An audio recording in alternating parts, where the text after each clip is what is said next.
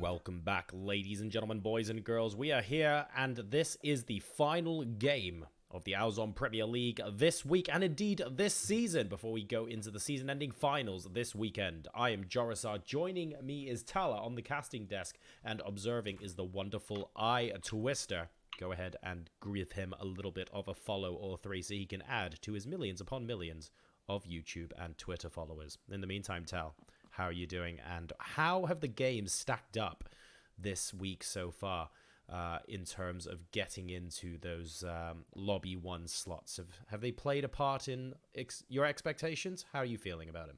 Well, you know, having looked at the lobby today when we were told we were going to do blue lobby, I was definitely looking at, No Loot Gaming and, teams like Millennium. Yep. To be coming top. Millennium's not playing, so then of course that would drop down to No Loot Gaming. But in terms of the standings, it is Noxious who is the current team that can contest for coming into the top lobby 1, and they did well in the first game. They came first. Second game, not so much. They finished 10th. Third game, they came second, so that might play into it. Like I said before the game started, they need to look at being a bit more consistent. So if they can show that consistency in this game, they might just be able to make it and top it off with this lobby. Well, I don't think they're going to top off this lobby because you've got Gate Esports. They've just won back-to-back 2 games in a row. That's very true, actually. But Gate Esports might not be, because they weren't really part of the top 3 going into today. So it's possible that if Gate Esports and Noxious, for example, finish first and second in this last game, that could be enough to propel Noxious somewhere, do you think? Would that be enough for them? It all comes down to how Kinguin is doing in their lobby and how Plumbers are doing, as well as Lumbermill. But it gives them a chance. It does give them a chance. It does. I don't think Kinguin are doing that great in their lobby from what I've been looking at. So, they might have already overtaken them because they're only, 2 points behind on the global points. But they are 5 points behind Plumbers and a whole 10 points behind Lumbermill. And those are the 2 teams that are lagging behind in lobby 1. And those are the teams that you want to, kind of beat. But like I said, Lumbermill has Wookie Bookie and Gustav QQ, and they just came off a win at Copenhagen Games, and a very strong win indeed. But nonetheless, it is now down to literally the last game for Noxious to get into lobby 1 for the final. If they come first, they might be able to snag themselves really nice first place in this week's lobby. And we already see a bit of firing coming down. Quick! Trying to be quick on getting those parachuters. Bit more of an interesting circle this time around, as we have a northern circle centering in around Severny. Stalber going to be in it as well, so a lot of movement from the teams that dropped south. There will be a lot of vehicular movement early on here, and the reason for that is because teams will have to cross bridges. They don't want to have to deal with the bridge. There's a chance that some teams will venture on foot towards Rajok. I suppose that's possible, but it does open you up to potential fire from the school and apartments, and we can see at the moment Team Purge are looting those. So expect a lot of movement early and a lot of movement very, very quickly. I'm also expecting, by the way, Team Noxious number 4 to go all the way up to the right-hand side, sort of around the coastal route near Kameshki, to get into the circle, and I would expect MyTech to be doing the same thing when they finish looting Yasmin. It's interesting to see House of Nobles. They're no longer going towards the West Georgia Pole. They've in fact gone to Fernie. They probably looked at the replays of the stream, looked back on it, and seen that actually no one in this lobby is going north at all. So it is just easy loot and free loot. And look at that. 1 person to Fernie, 1 person to shooting range, and the other 2 just getting the little compounds around the side. So they should be well looted up with enough meds and ammunition for the fights to come. But they're not looking to be engaged on until very late in the game. Stay where they are. And we can see, I think Team 9, interestingly, I believe G2 do have a vehicle down in Primorsk, so I'm a little bit surprised to see that they're not taking it already. So that, to me, indicates that they already want to do a late transition into the circle, which means they might be rotating from the far west Georgia Pole Bridge to come up almost via Zaki to Severny. Maybe that's going to be their route in, so we'll see if Coach Joro predicts that correctly there. In the meantime, SDL around Mill to Power. They've got about 2 minutes left to go before the circle begins very slowly to start creeping in. But when it does, of course, the there are just too many compounds south of the river, I think, is what this is. You might actually see teams coming into Severny, although I personally wouldn't expect that. I would want to see someone maybe go Stalber. I want to see the compounds in and around Severny and shooting range get taken as well. Right now, it's only Squad 5, House of Nobles, that are up there, and there's plenty of opportunity for squads to get into good positions. Of course, it just comes down to how quickly people rotate. If you're the first ones in there, you're looking to be a bit more safer than the ones coming in last, like we've seen many a time that's right. happen. But meanwhile, while we're just in the looting stage of the game, we can just see a lot of teams making their way slowly closer to the circle. You can already see the Pachinki boys. That's a different team, but it is No Loot Gaming. They love going Pachinki. They're sending out their scouts outside Siren Butts first to go and scout out the way towards the circle. Would be interesting to see if they just go towards ROSHOK, as that's still in the circle. Well, that's an option here, isn't it? Because if they go to ROSHOK and they think that no team is there, then they could actually just stay there for the next circle and wait. But I think they're fairly confident that the circle is going to go north of the river, and as a result, they might as well make that rotation sooner rather than later. So going across with the west bridges, alternate attacks are going to be relatively close to them, and we'll see them ahead, crossing the road just now. Not 100% sure if those teams saw each other. Alternate attacks, though, will bump into them right now for sure, as they continue to move up towards the meadows. And once again, alternate attacks keep finding themselves in positions where the vehicles they're in happen to be right next to vehicles from other teams. That hasn't really bode well for them this game so far. I just noticed that we have a team looting up Venice or Watertown. You don't really see that quite often. Not very often, no. It's really difficult to move around in the water, and you get shot at quickly. You're basically stuck at walking speed. It can be a bit awkward. So it does tend to be a little bit of a last resort for the teams, or only when they're 110% guaranteed it's going to be safe. And Team Wilmer, I guess, think that at the moment. So House of Nobles just pushing out of Sverny. In fact, they're back up in the middle of the circle, but it's Wick. Here's a bike. He's going to zoom in. He's going to get a couple of shots off onto Butts. Very close. Doesn't finish him off. Very, very close. And Butts there. Almost directly alongside Wick, which meant that as he was driving away, Wick got a couple of really clean shots. What saved his life was veering off to the left and making Wick have to track him side to side as well. Otherwise, he would almost certainly have gone down there. Looking at where these teams are already positioned inside the circle, half the circle is just, if they do it perfectly, is cut off. Look at this. Rax is just going straight past House of Nobles. Botsman knows exactly where he is. He's just going to spray a couple of bullets at him. And he's going to get away nice and easily. Hopefully. And the scout is working pretty well. He knows exactly where the players are. Stay away from that area when you're coming in. But make your way towards Stalber, because no one is there right now. And Purge, they're just closing in on the rest of No Loot Gaming in this little compound here. We've got Butts and Outsider holding it. It's a good compound to hold, but Purge do have a hill. They can see down onto it, but they're taking fire from elsewhere. Purge, it's one of those positions where it's nice until you reveal your position, and then suddenly 3 other angles can shoot at you. So they don't really want to be staying there long term. If any team happens to be close to them, and they're not at the moment, but that situation could change. They'll find themselves in a pretty awkward position. Maybe staying in the gas station to the right of Severny could be a thing, because you have the water close by. If you accidentally lose most of a team fight, you need to survive a little while. It depends on where the next circle is going to go. The rotations into this one aren't over yet, and the more teams that come in, the clearer picture we're going to have about where we think they're going to rotate to next. How did they lose a tire? It wasn't Butts. He couldn't have seen the car. I'm trying to figure out who else is shooting at them. Don't know if it's Quick from iTwisterr sitting in the little compound above Yasnaya. Well, presumably they didn't shoot it out themselves. That's a good spot there. I'm not really sure. Is there a chance that the tire was gone when they started the journey? No. We would have noticed them right coming now. in slowly. We would have seen it. No, Fate literally just moved the car because the tire got popped, because it was in range of being shot. Oh, look at that. 2 shots, headshot, and there goes Butts, and now it's Outsider, who is on the outside of the building, has to make his way in, but the push is going to come out from 2 members of Purge. Wick going to go straight in. He knows he's got the advantage here, and it's not looking good for No Loot Gaming. Not at all, being quite confident with the push here, and Team Purge well, are going to do like their namesake suggests, aTTister on the other side of the caravans right now. And he won't be able to get to Butts, unfortunately, which means it's safe passage through the house, and very shortly Purge will be able to see that. aTTister... Backup is coming.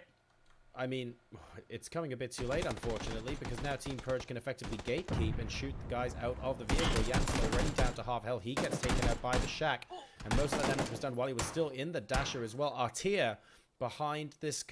He's behind the car, but what can he do? All he can do is smoke and get Jansen up. He cannot help aTTister right now. Oh, nades everywhere. Nice move as well, just as he was about to pop the smoke. So these guys thinking one step ahead. aTTister still alive, but there's no way this team can coordinate right now. Team Purge have all of the control of this compound, and aTTister is looking in, trying to find a window. But we're going to have to see some stellar individual performances to play this one out. Oh my, and that could be the start of it.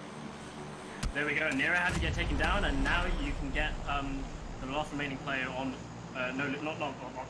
not the last remaining player. He needs aTTister to come and help him now, and he has the perfect angle. He's got the higher ground. He can help aTTister play this fight really well, and the tables have kind of turned to 2v2, and that's exactly what's going to happen.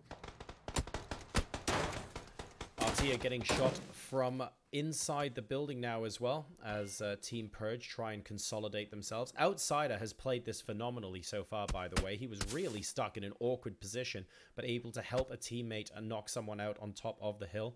He is down on approximately no health right now, so grabbing a little bit of that would be useful indeed. And if he can grab another kill from inside this house, it's going to be massive! Yes, there we go, we gets it! This is really scary, because look at that. aTTiX is actually being shot by Botsman, and they were helping in that fight. They're the people that took down Raska, and that made it into a 2 versus 1. But will he be able to be saved? aTTister shouldn't be running out of the wall. He should be waiting for aTTiX to come back inside. He needs to be kept. Otherwise, they'll shoot him as well. They're the only two left. They've also got Rax shooting in from another angle, so it's down to how fast you can crawl. Oh no, and a bullet hits aTTiX just before he managed to get inside the broken wall, unfortunately, so he is going to go down. aTTister, the only remaining member now of No Loot Gaming. So an early engagement there. One team's already down. On top, but is it really on top? And you have one player remaining. The rest of alternate attacks sees the Pushmasters pushing in towards the north of Stalber, and they take the shot. But Gate Esports, they're going to get past with no injuries whatsoever. I think Master Curse about to come out. I was literally just staying silent, waiting for the headshot onto Tomato. But luckily for you, it didn't happen this time, Tal. The gas station to the right of Severny is a possible location, but the next circle is actually pushing everyone in a little bit, so I'm expecting them to go up that hill. Now, if we take a look at the circle here, north of the river, there are very, very few compounds. Rajok is technically still in the circle, but no one's expecting the circle to finish on the south side of the river, which is why no one is still there. So these compounds, these individual buildings are going to fill up very, very quickly indeed. G2 Wacko getting a lot of shots taken at him, but the good news for him is that every compound he passes from this moment forwards, as long as he survives, is unoccupied. Gate Esports just had no idea what to do. They are just driving around like madmen, going one way and going back the other way. All the teams, and look at this. You've got Wilma. They are camping that bridge. Bridges are dangerous, man. It's Kavorka, yeah. He didn't go all the way past, but look at this. Gate Esports, they're going to be driving straight into the hands of Wacko. G2 for the car. Don't get run over. He does start firing. Misses a few of his shots. 2 hit. Can he pick up the kill? Very, very lucky that Symphonize didn't get down there, because he passed very close by to Wacko, and it was very flat terrain as well, which means the tracking that Wacko had to do on his gun wasn't that challenging to get some shots off onto Symphonize. So he survived that ordeal with about 20% HP. He didn't actually get the down, but he was very close to going down there. And Velen showing us some rather impressive stunt driving skills. This will be in the next episode of Gymkhana. Symphonize actually getting Lyricson down after taking those shots in, so that's a good pickup kill for him as alternate attacks are rotating. They're down to 2 people. I don't know if they had one more player on Stalber Hill. Don't know if he's still alive. But I think after a couple of minutes, Gate Esports have finally found a home that they can call a compound to camp in. Rax here really far separated from the rest of his team, and very close to SDL as well, so that will not be a welcome sight for him. He wants to stay out of trouble as much as possible. There are no teammates anywhere close, so even if he sees them, I do not expect shots to be taken. The problem is, SDL are getting out of their vehicles and are wanting to gatekeep the edge of this circle. This means that Rax is going to find himself in a lot of company very, very shortly. Wow, I can't believe he's taking those shots. This is inviting a 4v1. Yeah, he heard them, and he's going to go completely boss mode, but he's got the hills of Stalber to help him out, but he's going up higher. He's showing himself to the rest of SDL, and I think they're just going to drive off. So I think the point of that was to let SDL know he was there, then rotate the other way and say, I no longer have to worry about those guys because they don't know that I'm not a full squad. That's got to be the only reason that happened, because you would not take shots. That's exactly what it looks like. I think that's what it looks like. They got out of that place quite fast after those shots were taken, thinking that the rest of alternate attacks are up there. But in fact, the truth is, the last remaining player... I keep saying last remaining players. Frost and... You're bringing people back from the dead at this rate with your caster curse. It's quite impressive. Frost and Kygod, they've gone back to the triple story compound. They're going to see a push coming out from Noxious, and also Wacko just doing some scouting. Gonna camp up in that yellow building just before it gets taken over. Single player on top of the hill here for G2. Not the most ideal of scenarios, and they're creeping up onto Noxious as well. So Wacko does well to seek refuge, but we'll be asking his team, excuse me guys, what do we do next from here? It's a good question to ask at this point. 3 teams around him. He has to hope that there's no pushing, and if he hears a vehicle nearby, he needs to full auto spray to get them to move away, and hope that they realize, or hope they don't realize, that there's only one player in this building. Here comes the rest of the team, so he's held them off long enough. Oh, land some shots into Crispia. This is the thing, they can't actually push into this yellow building because there's a lot of open, not a lot of cover and just a lot of open field. And even if they do with vehicles, hi, Velen. Quick entrance made by Velen, and in fact it's going to be Realzy. He sees Wacko out in the open, hits a couple of shots, but doesn't get him down. Yep, and Wacko maybe not expecting Noxious to be there, so if he didn't know before, he certainly knows now. The rest of the team are peeking in the other direction, though. They must realize something's going on. 2 different squads now converging on them. Great shots onto Reels from the window there, deterring them at least momentarily. G2 now, they need to make a decision. They need to leave the compound, or they need to deliberately focus in on and push a single squad. The last remaining option, of course, is to sit tight, but then they don't know which of these 3 squads might push them. I would say sit tight. Like, if any of the squads do start pushing, you know, they're just going to be running into the open, and it makes it easier. But if both the squads push at the same time, which is highly unlikely, that puts G2 in a very, very hard spot.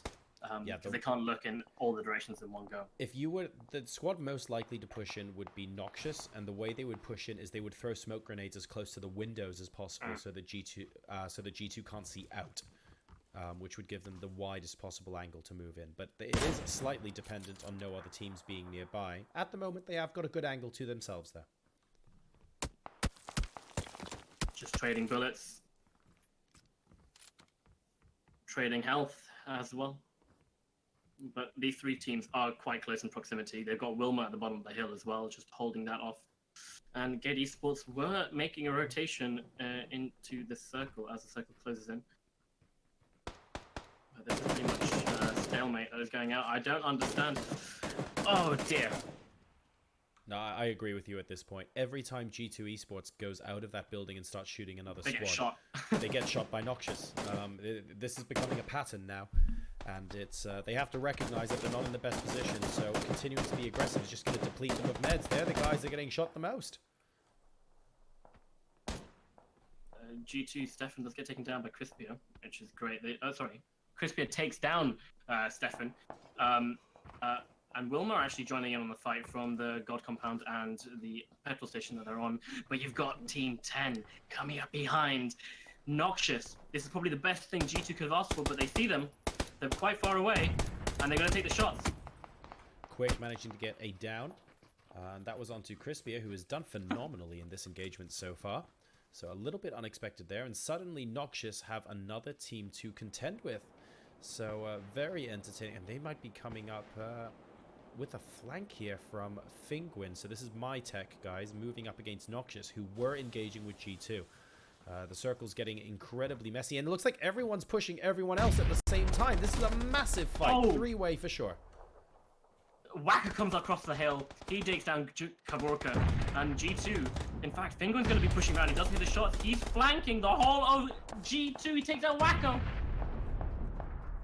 And the rest of the team is going to get taken down by Wilmer as well. That's at the bottom of the hill. It's just a 5 different team engagement going on. Rafi picks up the kill on Stefan, taking the 7 points for himself. Stoff is just going to lie down and he's going to wait. Noxious sitting very, very tight there. You can see they are not spreading themselves thin at all because they realize there are multiple squads going on here and they need to cover all of their angles. So people trying to pick up the pieces. aTTaX, they're getting shot at a lot, but really it's G2 that lost out massively there. These squads are still within such a close distance of each other, and all of them are going to have to move northeast to get into the next circle. And this is quite brutal. It's not that hilly, this next circle. A lot of open field. Noxious already making their move out, and Peterham gets taken down as Noxious need to make their way through them, so that gives them a bit of an opening, but it's going to be a Velociraptor. Can he do any wrecking? He's shooting the scope. He does absolutely 0 wrecking right now with the 4 times. That was better. 7 out of 10. We're keeping score. If I'm not keeping score, I'm sure the chat's keeping score. I approve of that one. He's managed to get the res off as well, so that's not that bad for them. And it was a good rotation there, but they are extremely close to Rafi and Lundy, who have a pylon for cover and their vehicles. Not looking good. It's not the world's greatest bit of cover, but Noxious are at least alive and together as things currently stand. So moving away from what could only be described as that insane engagement earlier on, as it looks like Stoff is going to be finished off there as we get to 9 teams remaining in this game. Finguin will be able to get res, so aTTaX will rotate in. And Noxious got out of there quite early, actually, and the benefit to them is not having to deal with that team fight, but they are running into a new one. Don't forget about a red zone. They're just making their way to the edge of the circle. A few teams playing edge here as well. You've got Realzy taking on this fight with Peterham. But now, as Team 10 aTTaX are making their way towards the circle, they see 2 players of attack, alternate attacks, just right behind them. But that gives the opening to Gate Esports that are behind alternate attacks to just make their rotation. Look at that! Oh, 3 players. They're going to make their way down. But So let's talk squads that are in a good position right now, because there are a lot of potential engagements. I think SDL have a really nice place in this little dip in the hill. I also think on the other side of the circle, Team Red Zone are doing a very good job of chilling out in the edge. And yeah, actually, this gas station position for Gate Esports is not bad either. Kai God will realize that that's actually a rock, but perhaps he did that on purpose to get there ASAP because he was getting shot at from House of Nobles, which is fair enough. Taking a small bit of damage is probably worth it to make sure that you're not exposed. yeah, see, SDL have no one behind them. Actually, do that. I can't see. Well, when I do that, I just die and flip the car, and when you do that, you flip boats, Talha. So okay, yeah, I flipped a boat, right? That's impressive. I have never seen anyone flip a boat. You know, this game isn't broken, okay? It's all magic. I flipped a boat, it just ended up upside down, and there was nothing to hit. But speaking about stuff to hit, Pac-Man hits Pac-Man, and he gets taken out completely. SDL have a really good position, because look at this little ridge they have got. Exactly. They've got this ridge that covers them from literally every other team that is on the other side. So they can just easily sit here and shoot everyone up. As they're doing, they take down Sunbird, but Max gets taken down on the other side. That nade is going to bounce, it's going to land right between 3 of them.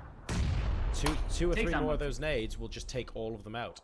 This is an awkward position for House of Nobles to be in. If that rock was slightly further away and out of nade range, that would be fine. SDL at the moment trying to get the reses off, and if a smoke can go down to help Jojo there, which I think it will, they'll be able to reset this battle. But whoever has the nade seems to have the better of that engagement, and SDL certainly in a decent position. Now we see Gate Esports trying to prevent people really from getting too close to the gas station there. They want to make sure that no one else comes into the circle this way. The next circle, though, they're not even in. So this could get awkward for them. Yeah, my tech, they sent one person down. Quick is on the rotation towards SDL. The rest are up on the hill. They have the hill for cover if they lie down, but they need to make their way down at some point. I'm not too sure if their vehicles are still in the circle. But at the moment, SDL have got both their players up. Jojo does go up, and he takes Sunbird down again. And look at this little flank coming out from SDL. They're making their way round so they can get better position on the rocks, and they take out Mobsy and Co. That's another team full. 8 alive. 26. Sorry, 8 teams alive. 26 players alive, and Quick just giving away his position there. But he takes down Tomato. Well, so I guess the first shot advantage is kind of useful there, but now all targets are on him. And SDL will spot him out as well, but someone else is going to be able to take him down in the meantime. Too many angles for him to have to defend there. SDL with an excellent position to start this off, but they are going to have to move as the next circle will dictate that they move through Kai God. And this is awkward because ultimate attacks are split. I do not think Kai God is the last remaining player. I'm pretty sure there is someone else on the other side of the circle. But we're going to have to see people run straight by. And Fingwin, thank you very much. Moving straight into the gas station occupied by Gate Esports. This could be the start of something pretty special. Who uses an Uzi at this time? What is going on? Micro Uzi, best Uzi. He's actually going to push in. And maybe not. I mean, I wanted it to happen, Tal. I wanted it to happen. I wanted it to happen as well. Oh, dear. That is my tech completely out of the game now. And SDL have just made their way past Kai God. Where's the... lovely Mr. Observer, can you press M, please? Can we have a look at the map? Can you see in the top right this player called Outsider? You see how he's still alive? It's a good point, actually. He's still alive after he lost his team right at the start of the game from the first rotation. So he's doing the best he can, and I think he stayed quiet the entire game. He's seen players, but he hasn't shot at them at all. SDL Pac-Man runs over his teammate, and Roscoe dies as well. So that just leaves JoJo and Pac-Man. And they were, look, such a good game. They're in such a good position. This is the last thing that they need right now, and it's all going wrong for SDL. The game turning on its head in the blink of an eye. A lot of smoke there. You never saw this. Don't worry, it didn't happen, but they are going to be running low on meds as a direct result. Extremely awkward. Kai God, is he choosing to take shots here? If he does, he risks the rest of SDL coming down on him. I'm not sure he will until he thinks that JoJo is a single player. He knows JoJo's not a single player. He doesn't... Yeah. He heard them all drive past them, and he saw the knocks. So he is fairly aware that there are players there. But he is the last remaining person of alternate attacks. JoJo does see him, but the shots land onto JoJo from Kai God. And the rest of the team just turn, snap onto his head, and there goes Kai. Incredible. Tal, I'm going to have to start like hiring you to follow me around in the casino, mate. This is absolute instant anti-prediction going out there. But Kai God using the opportunity and instantly paying the price for it as Pac-Man taps him in the head to take alternate attacks out of the game. 6 teams alive. And these are pretty full teams, to be fair. 19 people on 6 teams left alive. So not too many in the way of solos left here. And right now, Gate Esports, they're in the gas station, but the problem is the gas station is kind of on top of a hill, which means they're extremely exposed as they come down. SDL are in a significantly better position to camp the circle. Yeah, they are lying down for a reason.